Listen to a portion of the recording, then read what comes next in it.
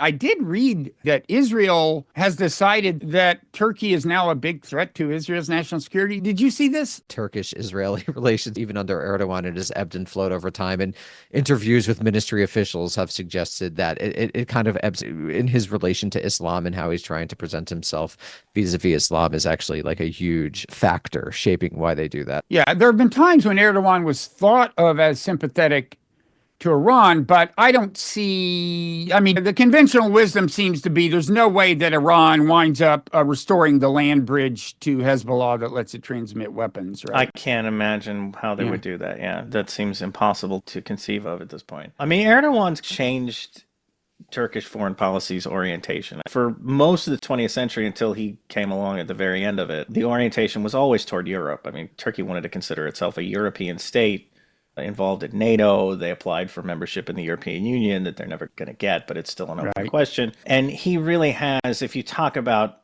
Ottomanism in a broad sense, like I don't think he's trying to reconquer the Arab world, but I think he does view Turkey as sort of a natural power in that region and a patron for like-minded forces, which for him is more in the Islamist sphere, although as Danny said, he kind of puts on and takes off the Islamist stuff as it's politically expedient, it seems like. But generally speaking, like, Muslim Brotherhood or other groups Mhm. in that along those lines, he views Yeah. as natural kind of clients, dependencies for Right. Turkey.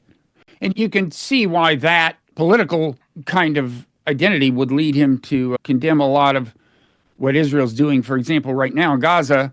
And it may be heartfelt for all I know, but in any event, I still don't imagine him becoming much of an actual threat to Israel. I don't think he wants to No, like, I No, definitely not. no, this is an Normalization. Israeli Yeah, yeah, government yeah. that always needs to find a new threat, right, basically, to right, justify its existence and what it right. does. I mean, Erdogan has been pretty pragmatic about Israel. The thing that really upset that relationship was the Mavi Marmara incident, the aid ship many years ago that was heading to Gaza, and the Israelis boarded it and killed people on board that had come from Turkey, the flotilla.